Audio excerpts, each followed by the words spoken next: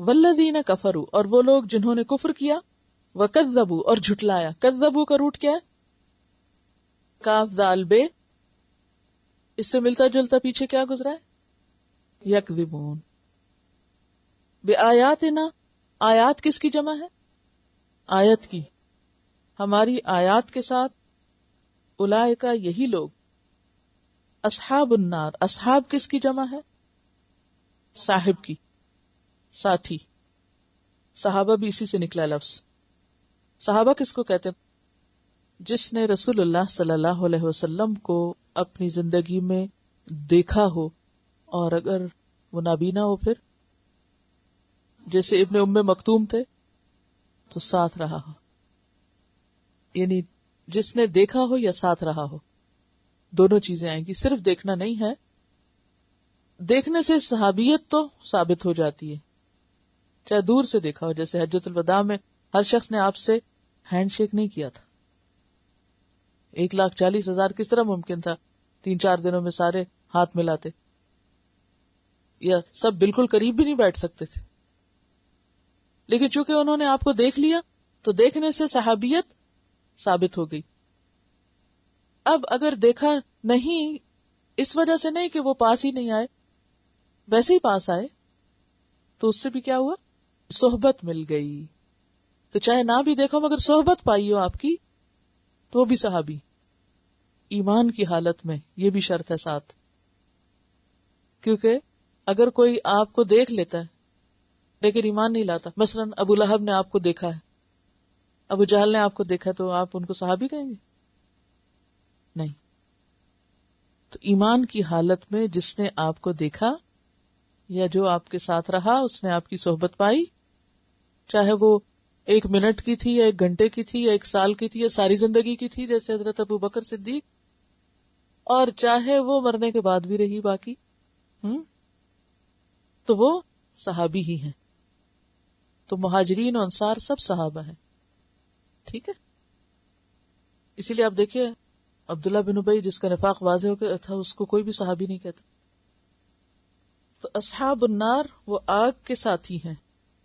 ہم فیہا، وہ اس میں. خالدون، ہمیشہ رہنے والے ہیں. ہمیشہ، ہمیشہ. خالد کی جمع ہے خالدون. خے لام دال اس کا روٹ ہے خلد. جنت الخلد کا بھی نام آپ نے سنا ہوگا، خلود. والذین کفروا وکذبوا بآیاتنا، وہ لوگ جنہوں نے کفر کیا اور ہماری آیات کو جھٹلایا. آیات، آیت کے جمع یعنی علامت کے معنی میں استعمال ہوتا ہے، اور مراد یہاں اللہ کے احکام ہے. اللہ کے احکام کو جھٹلایا یعنی سرکشی کی. اولئک اصحاب النار، یہ لوگ آگ والے. دنیا میں بھی جلتے رہتے ہیں، کڑتے رہتے ہیں. اللہ کی نافرمانی سے انسان دنیا میں بھی جلن کا شکار ہو جاتا. اب آپ دیکھیے حسد کیا ہے؟ جلنا کوڑنا. غصہ کیا ہے؟ آگ ہے. جتنے بھی منفی جذبات انسان کے اندر ہوتے ہیں، یہ سارے اللہ کی نافرمانی کی وجہ سے ہی پیدا ہوتے ہیں. ہم فیہا خالدون، پھر ایکیوٹ ڈپریشن ہو جاتا ہے ان کو. دنیا میں بھی خالدون یعنی ایک مسلسل کیفیت غم اور خوف اور غصے اور نفسیاتی بیماریوں کی شروع ہو جاتی ہے. اور آخرت کے معاملے میں بھی پھر ہمیشہ کے لیے آگ میں رہیں گے ایسے لوگ جو اللہ کی بات نہ مانے، اور صرف مانے نہیں بلکہ اس کو رد کر دیں، جھٹلا دیں، اس کا مذاق اڑائیں، یا وہی رویہ اختیار کریں جو پیچھے 3 گروہوں میں سے 2 کا ہے.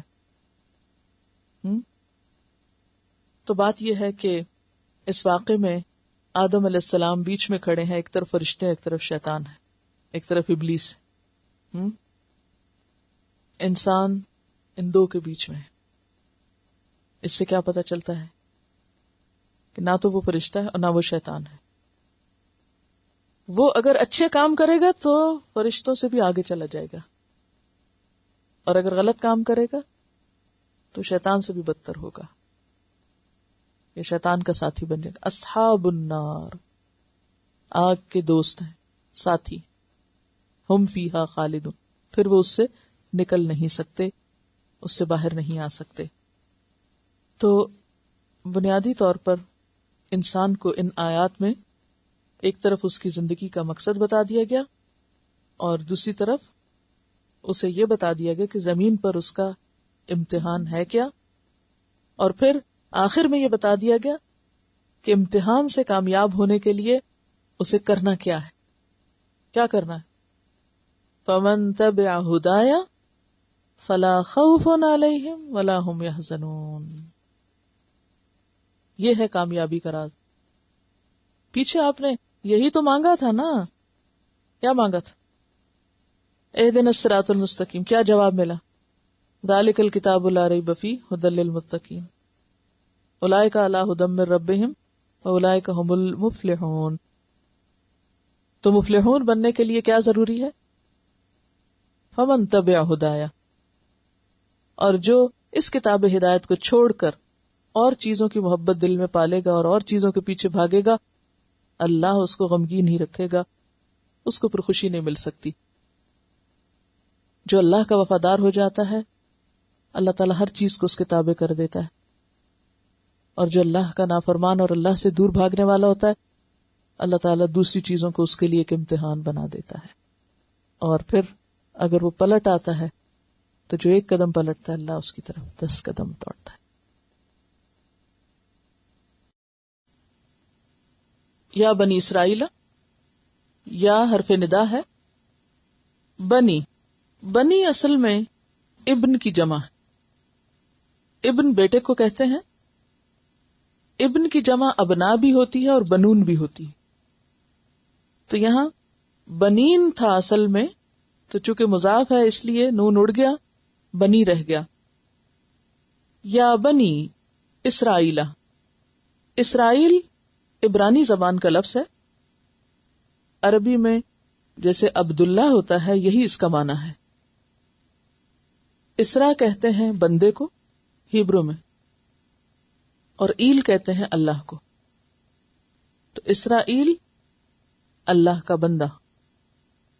حضرت یعقوب علیہ السلام کا لقب ہے۔ یعقوب علیہ السلام حضرت اسحاق علیہ السلام کے بیٹے ہیں اور ابراہیم علیہ السلام کے پوتے ہیں۔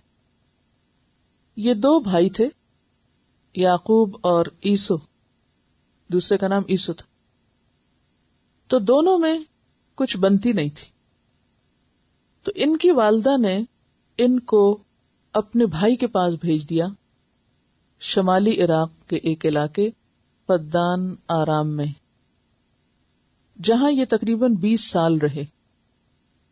وہاں ان کی شادی بھی ہوئی، بچے بھی ہوئے، بلکہ سارے بچے سوائے بنیامین کے وہیں پیدا ہوئے، یوسف علیہ السلام سمیت 11 بیٹے وہیں پر پیدا ہوئے شمالی عراق میں۔ 20 سال کے بعد یہ ہبرون یا کنعان کی طرف آئے اور وہاں ان کے بیٹے بنیامین پیدا ہوئے، اور بنیامین اور یوسف علیہ السلام کی والدہ ایک تھی جن کا نام راحیل تھا، وہ بنیامین کی ولادت کے بعد فوت ہو گئی۔ بہرحال یعقوب علیہ السلام جب 20 سال کے بعد لوٹے تھے تو اس کے بعد بائبل کا بیان ہے، چیپٹر کا نام ہے پیدائش، اور آیت نمبر 10 ہے، باب 35 ہے۔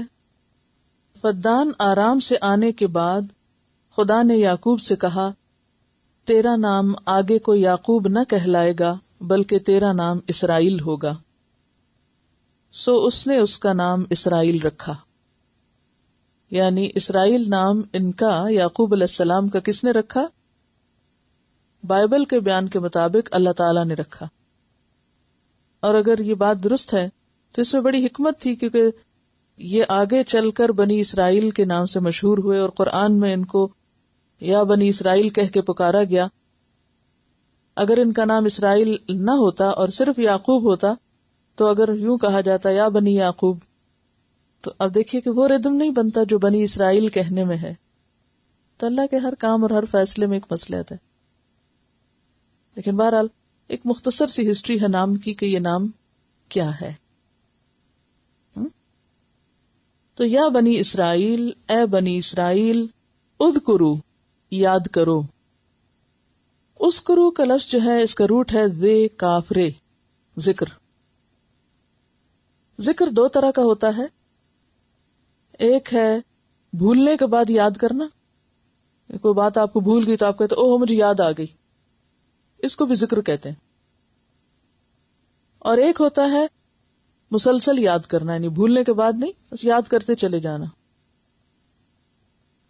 زبان یا دل پر کسی بات کا آنا، یہ ذکر ہوتا ہے. ذکر کیا ہوتا ہے؟ زبان یا دل پر کسی بات کا آنا، خواہ کوئی بات پہلے سے یاد ہو یا یہ کہ بھولنے کے بعد یاد آئے. جیسے آپ اللہ کا ذکر نماز میں کر رہے ہوتے ہیں تو اتنے میں بیچ میں اور ذکر بھی آ جاتے ہیں بھولے ہوئے بھی. تو اذکرو، یاد کرو، نعمتی، میری نعمت. نعمت جو ہے یہ اسم جنس ہے، اسی لیے میں نے اس کا ترجمہ یہاں نعمتیں کیا ہے، کیونکہ صرف ایک نعمت نہیں تھی نا، بہت سی نعمتیں تھی. تو اسم جنس جو ہوتا ہے عربی میں، اس میں واحد اور جمع دونوں کا معنی پایا جاتا ہے، مذکر مؤنث کا بھی پایا جاتا ہے. یعنی ناؤن ہے بیسیکلی، لیکن ایسا ناؤن کہ جس میں سنگولر اور پلورل دونوں ہی ایک کٹھے ہوتے ہیں، یعنی ترجمہ کیا جا سکتا ہے. تو یاد کرو میری نعمتیں. نعمت کیا چیز ہوتی ہے؟ نعمت نون عین میم اس کا روٹ ہے. فضل، کرم، عطا، فیض، بخشش، نوازش، احسان، انعام، خوشحالی، یہ سارے معنی ہیں نعمت کے. تو آپ خود سوچیں کہ جب ہم لفظ ایک نعمت عربی کو بول دیتے ہیں، کتنی ساری چیزوں کو اس میں سمیٹ لیتے ہیں.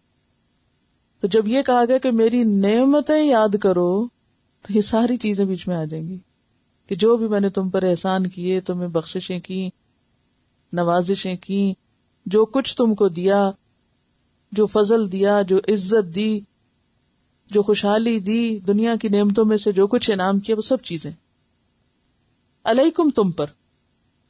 وَأَوْفُوا، اور پورا کرو. اوفو کا لفظ جو ہے وفا سے ہے، اردو میں بہت استعمال ہوتا ہے. واو فے یہ روٹ ہے. وفا کہتے ہیں عہد پورا کرنا یا ناپ تول کو پورا کرنا. اس کا اپوزٹ غدر ہوتا ہے.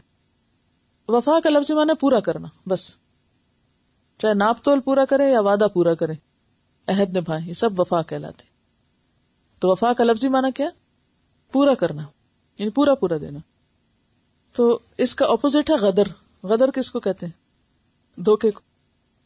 غدار جس سے نکلا ہے، یعنی بے وفا. تو اوفو پورا کرو وفا سے. بے عہدی میرا عہد. عہد پیچھے گزر چکا ہے نا. اوفی میں پورا کروں گا، بے عہدکم تمہارے عہد کو، یعنی جو عہد تم سے میں نے کیا. وَإِيَّايَ پیچھے پڑھا، ایا کا پڑھا ہے، اب یہ ایا ہے. ہاں ایا تاکید کے لیے بیسیکلی آتا ہے. مراد یہ ہے کہ مجھ سے، صرف مجھ سے. فرہبونی، فرہبون کا روٹ ہے رے ہے بے. رہب کہتے ہیں ڈر کو، بس ڈرو مجھ سے. ڈر کی بھی تو کئی قسمیں نا، خوف، خشیت، رہب، روب، یہ سارے ڈر ہیں. تو راہب کا کیا معنی ہے؟ اسی سے لفظ راہب نکلا ہے. راہب کون ہوتا ہے؟ ڈرنے والا، پرہیزگار. عیسائیوں کے ہاں جو ان کے متقی پرہیزگار لوگ ہوتے ہیں، خدا ترس، ان کو کیا کہتے ہیں؟ راہب. تو راہب کا لفظ راہب سے ہی ہے، جیسے ہمارے ہاں پرہیزگار متقی کا لفظ ہے. تو ایسا خوف جس میں اضطراب اور احتیاط ہو، بے چینی بھی ہو، ڈر لگتا ہو، اور پھر بچے بھی صحیح انسان اس چیز سے جس سے وہ ڈرتا ہے، یا اس کے ڈر سے، ناراضگی سے. اور صرف مجھ سے، بس ڈرو مجھ سے، تاکید کے لیے یعنی ریپیٹ کیا گیا. اصل میں ریپیٹیشن کیوں ہوتی ہے؟ ریپیٹیشن کا کیا فائدہ ہوتا ہے؟ ایک چیز کیوں ریپیٹ کی جاتی؟ یاد دہانی کے لیے، اہمیت کو سامنے لانے کے لیے، اور کوئی وجہ؟ تاکید کے لیے. اچھا، کہتے ہیں کہ repetition is mother of skill. کیا مطلب ہے؟ کوئی بھی چیز جب آپ نے سیکھنی ہو نا، کوئی اسکل آپ کو حاصل کرنی، کوئی علم حاصل کرنا ہے، تو ریپیٹیشن کے بغیر ہو ہی نہیں سکتا، پکا ہی نہیں ہو سکتا. اسی لیے آپ کو کہا جاتا ہے 10 دفعہ پڑھ کے آئیں، 5 دفعہ پڑھ کے آئیں، ریپیٹ کریں سبق بار بار بار بار بار بار، تاکہ بھولے نہیں. ریٹینشن کس سے ہوتی ہے؟ صرف ایک دفعہ پڑھ لینے سے نہیں ہوتی، بار بار پڑھنے سے ہوتی ہے. تو یہاں بھی آپ دیکھیں گے کہ خود قرآن کے اندر الفاظ میں بھی ریپیٹیشن ہے، معنی میں بھی ریپیٹیشن ہے، تاکہ بندے بھولے نہیں، بات اچھی طرح یاد کر لیں، سمجھ جائیں، سمجھانے کے لیے. تو سیکھنا ممکن نہیں جب تک کہ آپ ریپیٹ نہیں کریں گے، ریپیٹیشن سے کام نہیں لیں گے. منافقین اور کفار کے ذکر کے علاوہ خاص طور پر اہل کتاب کو خصوصیت اور اہتمام کے ساتھ مخاطب کیا گیا. اور جیسا کہ ہم جانتے ہیں کہ مدینہ میں یہود کے کچھ قبائل آباد تھے، اور مدینہ کے علاوہ خیبر میں یہود کی باقاعدہ ایک حکومت تھی، یعنی ان کا اپنا علاقہ تھا. وہ مدینہ میں بنو نذیر، بنو قریظہ اور بنو قینقاع آباد تھے. نبی صلی اللہ علیہ وسلم نے ہجرت کے بعد جب ایک معاہدہ کیا تھا مدینہ کے رہنے والوں کے ساتھ، تو اس معاہدے میں یہود بھی شامل تھے، یعنی وہ بھی مدینہ کے ریزیڈنٹس تھے، ان کے ساتھ بھی مسلمانوں کا انٹریکشن ہوتا تھا. تو یہاں آیت نمبر 40 سے لے کر آگے بہت ساری آیات بنی اسرائیل یا اہل کتاب یا یہود کے بارے میں ہوں گی، اور ان میں انہیں کچھ باتوں کی تلقین کی گئی ہے. یعنی تقریباً 14ویں رکوع تک یہ سلسلہ چلتا رہے گا. جیسے کہ آپ جانتے ہیں کہ بنی اسرائیل حضرت یعقوب علیہ السلام کی اولاد کے لیے لفظ استعمال ہوا، اور پھر ان کے اندر بہت سے پیغمبر آتے رہے وقتاً فوقتاً. ان میں تقریباً 4000 نبی آ چکے تھے، حضرت اسحاق علیہ السلام سے لے کر. حضرت اسحاق علیہ السلام خود بھی، حضرت یعقوب علیہ السلام، پھر حضرت یوسف علیہ السلام، اور اس کے بعد بے شمار اور پیغمبر جو تھے وہ بنی اسرائیل میں آئے. بنیادی طور پر جیسا کہ آپ جانتے ہیں کہ یعقوب علیہ السلام فلسطین میں تھے، والدہ کے کہنے پر کچھ عرصے کے لیے شمالی عراق گئے، پھر واپس فلسطین ہی لوٹ آئے. ان کے بیٹے یوسف علیہ السلام جب مصر میں حکومت کے ایک اعلیٰ عہدے پر فائز ہوئے تو انہوں نے اپنے والد اور بھائیوں کو مصر بلا لیا. یہ مصر میں کافی عرصے تک ایک باعزت شہری کے طور پر رہے، لیکن پھر فرعون کا دور جب آیا تو اس نے ان کو غلام بنا لیا، اور بنی اسرائیل پر بہت سے ظلم و ستم ہوئے.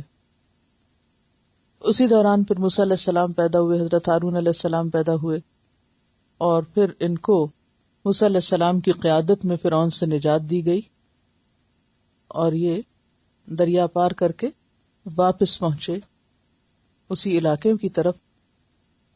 اور ان سے کہا گیا کہ جس بستی سے تم نکلے تھے جاؤ اس میں داخل ہو جاؤ، تو انہوں نے کہا کہ وہاں تو بہت مضبوط قوم رہتی ہے، ہم تو وہاں نہیں جا سکتے.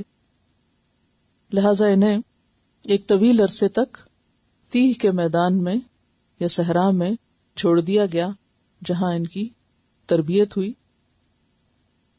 موسیٰ علیہ السلام کا انتقال بھی یہیں پر ہوا، اور پھر ان کے شاگرد یوشع بن نون کی قیادت میں انہوں نے عمالقہ سے جنگ کی اور دوبارہ فلسطین میں داخل ہوئے.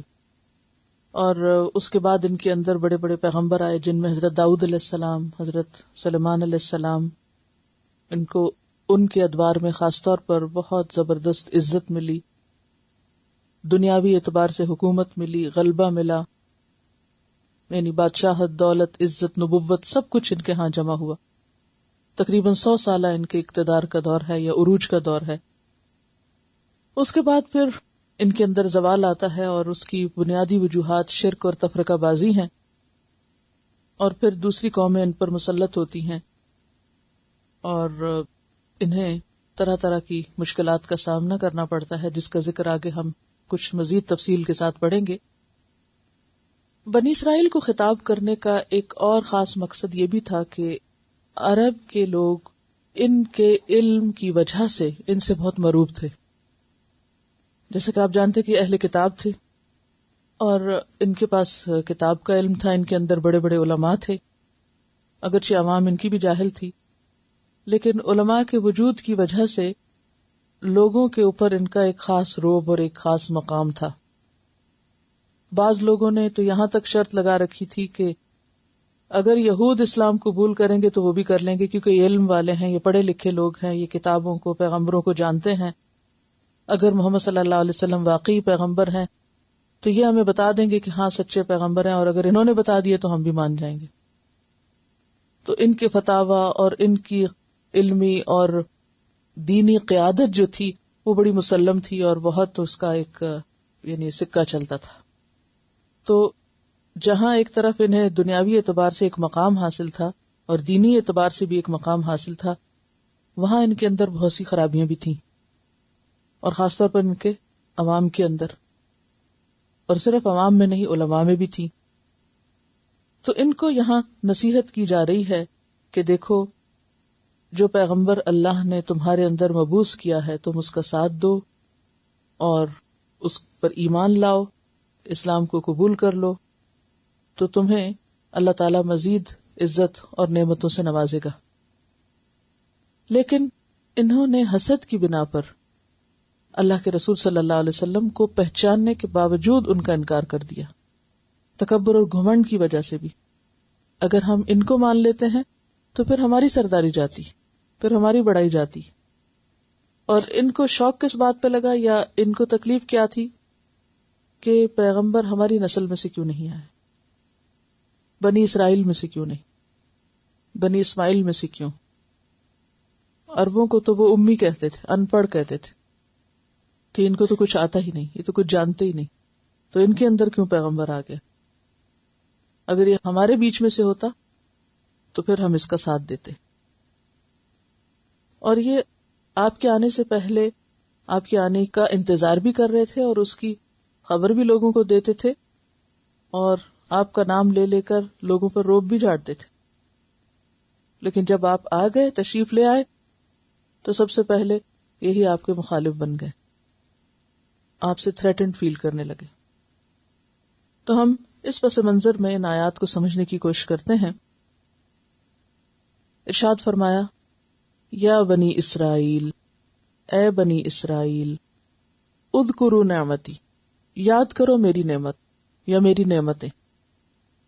اللہ نے بندوں پر جتنی بھی نعمتیں عام کی ہیں، چاہے وہ بادشاہت ہے یا دنیا کا مال و دولت ہے یا اور طرح طرح کی نعمتیں ہیں، ان میں اصل نعمت یا سب سے بڑی نعمت دین کی نعمت ہوتی ہے. تو اگرچہ بنی اسرائیل کو عروج ملا، بادشاہت ملی، دنیا کی حکومت ملی، بہت کچھ ملا، لیکن ان سب چیزوں سے بڑی چیز جس کی طرف اشارہ ہے وہ کیا ہے کہ تمہیں دینی سیادت ملی. سیادت کس کو کہتے ہیں؟ سرداری کو، لیڈرشپ. تمہیں دینی لیڈرشپ ملی. تمہارے اندر اللہ نے بے شمار انبیاء بھیجے، پیغمبر بھیجے. تو میری ان نعمتوں کو یاد کرو، یعنی جو میں نے انبیاء کی شکل میں اور کتب کی شکل میں تم پر عام کی. اب دیکھیں، خاص طور پر 3 بڑے پیغمبر، موسیٰ علیہ السلام، داؤد علیہ السلام اور عیسیٰ علیہ السلام، اور تینوں یہ کتابیں ان کے ہاں بھیجی گئی. داؤد علیہ السلام پر زبور آئی، موسیٰ علیہ السلام پہ تورات آئی، اور عیسیٰ علیہ السلام پر انجیل آئی. تو یہ کتابیں بھی تمہیں ملی، اتنے بڑے بڑے پیغمبر تمہاری طرف بھیجے گئے، تم پہ من و سلوہ اتارا گیا، اللہ نے تمہارے دشمن سے تمہیں نجات دی، یعنی فرعون سے. کس طرح تمہارے لیے سمندر میں سے راستہ بنایا گیا، تم پہ بادلوں کا سایہ کیا، یعنی کیا کیا نہیں تمہیں عطا کیا. آپ خود سوچئے داؤد و سلیمان علیہ السلام کو کیا کیا معجزات دیے گئے تھے، اور کس طرح ہوا مسخر کر دی گئی، پرندے مسخر کر دیے گئے، جانوروں کی بولیاں انہیں سکھائی گئی، لوہا ان کے لیے موم کی طرح نرم کر دیا گیا کہ جو چاہیں اس سے بنا لیں، اور بڑے بڑے انہوں نے عمارتیں تعمیر کی. یعنی دنیاوی اعتبار سے بھی کائنات کو مسخر کرنے کے جو دنیاوی علوم تھے وہ بھی دیے، اور اس کے ساتھ ساتھ نبوت اور کتابیں. ذرا امیجن کریں کہ کیا کچھ ملا بنی اسرائیل کو. یعنی جو ترقی حضرت سلیمان علیہ السلام کے زمانے میں ہوئی اس کے بعد تو پھر ویسی ہوئی نہیں. آج آپ دیکھیں، آج کا انسان جہاز چلا رہا ہے اور اڑ رہا ہے ہواؤں میں. وہ اس دور میں کس طرح ہوا پر اپنے پورے لاؤ لشکر کے ساتھ ایک جگہ سے دوسری جگہ چلے جاتے، کس طرح ملکہ سبا کا تخت پورے کا پورا اٹھا کر، یعنی وہ پورا جو تخت تھا ملکہ سبا کا کتنا بھاری ہوگا، وہ ایک لمحے میں وہاں سے وہاں پہنچا دیا گیا. اتنی تیز رفتاری تو آج کل کمیونیکیشن کے دور میں بھی شاید آپ کی ای میل کے ایک جگہ سے دوسری جگہ پہنچنے میں بھی کچھ دیر لگتی ہے، اس سے پہلے ملکہ سبا کا جو تخت تھا وہ حضرت سلیمان علیہ السلام کے پاس پہنچا دیا گیا تھا. یعنی کتنی فاسٹ کمیونیکیشن تھی. تو اسی لیے اللہ تعالیٰ فرماتے ہیں کہ میں نے تمہیں وہ دیا جو دنیا میں کسی کو بھی نہیں دیا. دنیاوی ترقی بھی مراد ہے اس سے، اور دینی اعتبار سے بھی. ایک نہیں 3 کتابیں ان کے پاس بھیجی گئی. تو کتنی اللہ نے عزت دی تھی، کتنا کچھ عطا کیا تھا. تو ان نعمتوں کو اے بنی اسرائیل جو تم بھول چکے ہو ان کو تم یاد کرو، اور وہ دین جو تم نے بس اب ایک رواجی اور سماجی دین بنا رکھا ہے اس سے نکلو، اس خول کو توڑو، شعور سے کام لو، عقل سے کام لو، اور جو پیغمبر اللہ نے اپنے دین کی تکمیل کے لیے بھیجا ہے اس کا ساتھ دو. اسی میں تمہاری عزت ہے.